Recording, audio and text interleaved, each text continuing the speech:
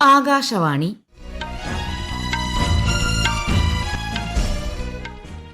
നമസ്കാരം. വാർത്തകൾ വായിക്കുന്നത് ആമിന നജുമ.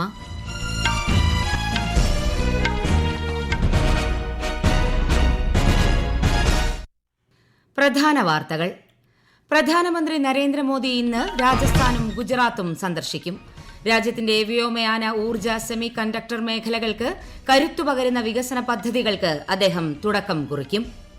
$1 ട്രില്യൺ കയറ്റുമതി ലക്ഷ്യം കൈവരിക്കാനുള്ള പാതയിലാണ് ഇന്ത്യയെന്ന് കേന്ദ്രമന്ത്രി പീയൂഷ് ഗോയൽ.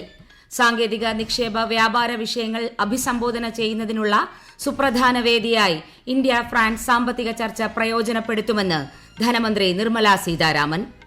ഊർജ്ജ പ്രതിരോധശേഷി ശക്തിപ്പെടുത്തുന്നതിന് രാജ്യം കൂടുതൽ സാധ്യതകൾ വികസിപ്പിക്കുമെന്ന് കേന്ദ്രമന്ത്രി ഹർദീപ് സിംഗ് പുരി.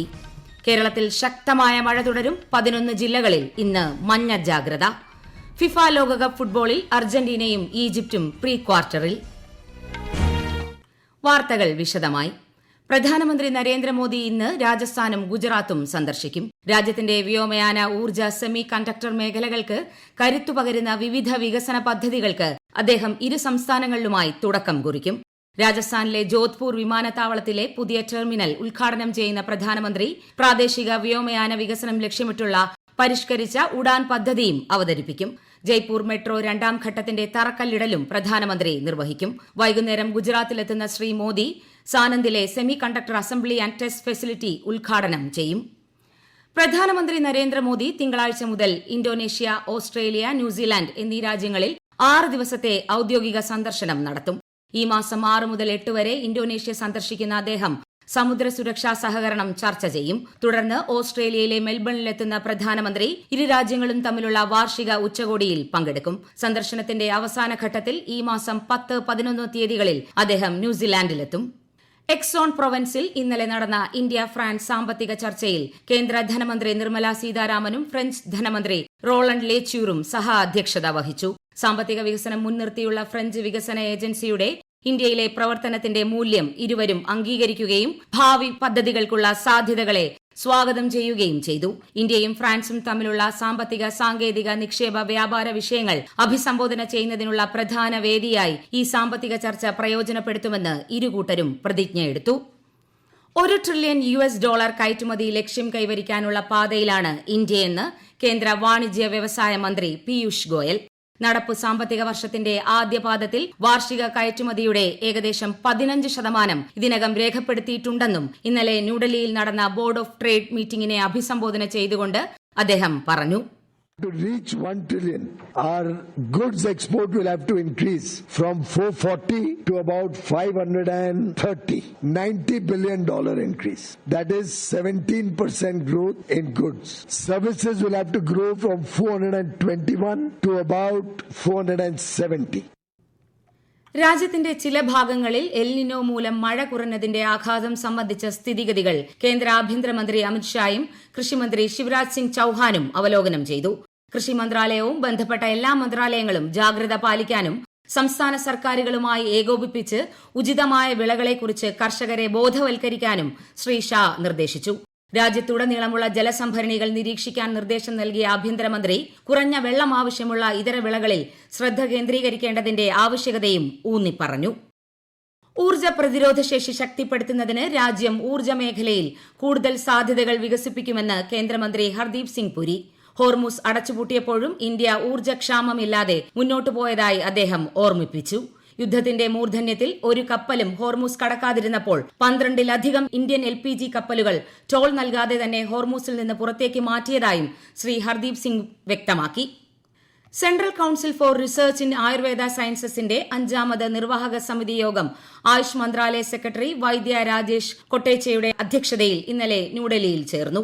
തെളിവ് അടിസ്ഥാനമാക്കിയുള്ള ആയുർവേദ ഗവേഷണ ആവാസ വ്യവസ്ഥയെ ശക്തിപ്പെടുത്തുന്നതിനുള്ള രാജ്യത്തിന്റെ സുപ്രധാന ചുവടുവയ്പ്പാണ് യോഗം അടയാളപ്പെടുത്തിയതെന്ന് മന്ത്രാലയം പറഞ്ഞു. ആയുർവേദ വിദ്യാഭ്യാസം, ഗവേഷണം, ശാസ്ത്രീയ ആശയവിനിമയം, ഡിജിറ്റൽ ഗവേണൻസ് എന്നിവ പ്രോത്സാഹിപ്പിക്കുന്നതിനായി 3 പ്രധാന സംരംഭങ്ങൾക്കും യോഗം തുടക്കം കുറിച്ചു. ഈ വാർത്തകൾ ആകാശവാണിയിൽ നിന്ന്. ആകാശവാണി വാർത്തകളും വാർത്താധിഷ്ഠിത പരിപാടികളും all India radio news Thiruvananthapuram YouTube ചാനലിലും @all India radio news Thiruvananthapuram Facebook പേജിലും AR News_ തിരുവനന്തപുരം ഇൻസ്റ്റഗ്രാം അക്കൌണ്ടിലും @AR News_TVM X ഹാൻഡിലും ലഭ്യമാണ്. ഇറാൻ മുൻ പരമോന്നത നേതാവ് ആയത്തുള്ള സയ്യിദ് അലി ഖമേനിയുടെ ടെഹ്റാനിൽ നടന്ന സംസ്കാര ചടങ്ങിൽ ഇന്ത്യയെ പ്രതിനിധീകരിച്ച് Bihar governor lieutenant general Syed Ata ഹസ്നൈനും വിദേശകാര്യ സഹമന്ത്രി പവിത്ര മാർഗരിറ്റയും പങ്കെടുത്തു. ഇന്ത്യ ഗവൺമെന്റിനും ജനങ്ങൾക്കും വേണ്ടി തങ്ങൾ ആദരാഞ്ജലി അർപ്പിച്ചതായി ശ്രീ മാർഗരിറ്റ സമൂഹമാധ്യമ പോസ്റ്റിൽ കുറിച്ചു.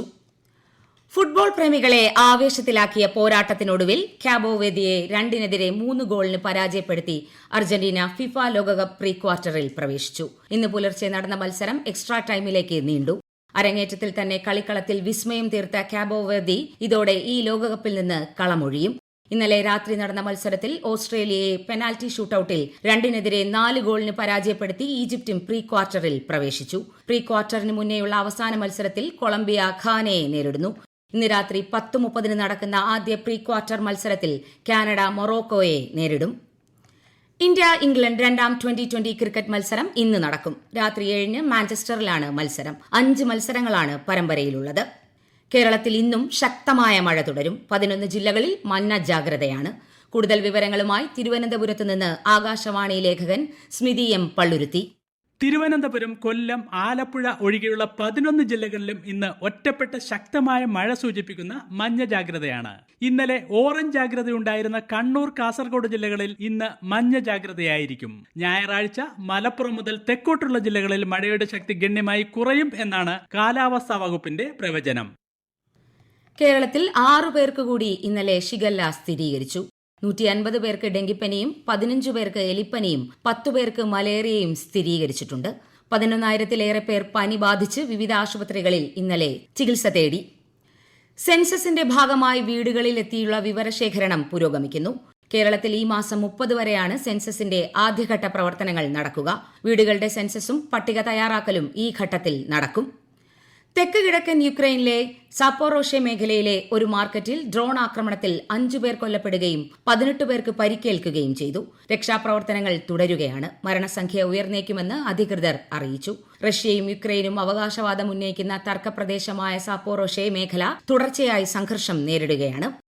7ാമത് ദേശീയ ജല പുരസ്കാരത്തിനായുള്ള അപേക്ഷകൾ www.awards.gov.in എന്ന പോർട്ടൽ വഴി സമർപ്പിക്കാമെന്ന് ജൽശക്തി മന്ത്രാലയം അറിയിച്ചു. കൂടുതൽ വിവരങ്ങൾക്കായി ഈ പോർട്ടലോ jalshakti-dowr.gov.in സന്ദർശിക്കാവുന്നതാണ്. അടുത്ത മാസം 28 വരെ അപേക്ഷകൾ സമർപ്പിക്കാവുന്നതാണ്. ആഗോള ഷിപ്പിംഗ് കമ്പനിയായ AP മൊല്ലാർ മേഴ്സ്ക് ഇന്ത്യയിൽ നിർമ്മിച്ച ആദ്യത്തെ കയറ്റുമതി ഇറക്കുമതി ഷിപ്പിംഗ് കണ്ടെയ്നർ കേന്ദ്രമന്ത്രി സർബാനന്ദ സോനോവാൾ ഉത്തർപ്രദേശിലെ ദാദ്രിയിൽ അനാച്ഛാദനം ചെയ്തു. മൂലധന സഹായം, ഗവേഷണം, പരീക്ഷണം, സാങ്കേതിക വികസനം എന്നിവയിലൂടെ വാർഷിക ഉൽപാദനശേഷി 10 മടങ്ങ് വർദ്ധിപ്പിക്കുക എന്നതാണ് കണ്ടെയ്നർ നിർമ്മാണ പ്രോത്സാഹന പദ്ധതി വിഭാവനം ചെയ്യുന്നതെന്ന് ശ്രീ സോനോവാൾ പറഞ്ഞു. കേരളത്തിൽ മുൻഗണനാ റേഷൻ കാർഡ് അനുവദിക്കുന്നതിനുള്ള മാനദണ്ഡങ്ങൾ പുതുക്കി റിപ്പോർട്ട് നൽകാൻ നിർദ്ദേശം നൽകി ഭക്ഷ്യമന്ത്രി അനൂപ് ജേക്കബ്. നിലവിലുള്ള 2017 ഉത്തരവിൽ കാലോചിതമായ ഭേദഗതി വരുത്താനാണ് സർക്കാർ ലക്ഷ്യമിടുന്നത്. പ്രധാന വാർത്തകൾ വീണ്ടും. പ്രധാനമന്ത്രി നരേന്ദ്രമോദി ഇന്ന് രാജസ്ഥാനും ഗുജറാത്തും സന്ദർശിക്കും. രാജ്യത്തിന്റെ വ്യോമയാന, ഊർജ്ജ, സെമി കണ്ടക്ടർ മേഖലകൾക്ക് കരുത്തുപകരുന്ന വികസന പദ്ധതികൾക്ക് അദ്ദേഹം തുടക്കം കുറിക്കും. $1 ട്രില്യൺ കയറ്റുമതി ലക്ഷ്യം കൈവരിക്കാനുള്ള പാതയിലാണ് ഇന്ത്യയെന്ന് കേന്ദ്രമന്ത്രി പീയൂഷ് ഗോയൽ. സാങ്കേതിക, നിക്ഷേപ, വ്യാപാര വിഷയങ്ങൾ അഭിസംബോധന ചെയ്യുന്നതിനുള്ള സുപ്രധാന വേദിയായി ഇന്ത്യ ഫ്രാൻസ് സാമ്പത്തിക ചർച്ച പ്രയോജനപ്പെടുത്തുമെന്ന് ധനമന്ത്രി നിർമ്മല സീതാരാമൻ. ഊർജ്ജ പ്രതിരോധശേഷി ശക്തിപ്പെടുത്തുന്നതിന് രാജ്യം കൂടുതൽ സാധ്യതകൾ വികസിപ്പിക്കുമെന്ന് കേന്ദ്രമന്ത്രി ഹർദീപ് സിംഗ് പുരി. കേരളത്തിൽ ശക്തമായ മഴ തുടരും. 11 ജില്ലകളിൽ ഇന്ന് മഞ്ഞ ജാഗ്രത. ഫിഫ ലോകകപ്പ് ഫുട്ബോളിൽ അർജന്റീനയും ഈജിപ്തും പ്രീ ക്വാർട്ടറിൽ. വാർത്തകൾ കഴിഞ്ഞു. അടുത്ത വാർത്താ പ്രക്ഷേപണം 12:30.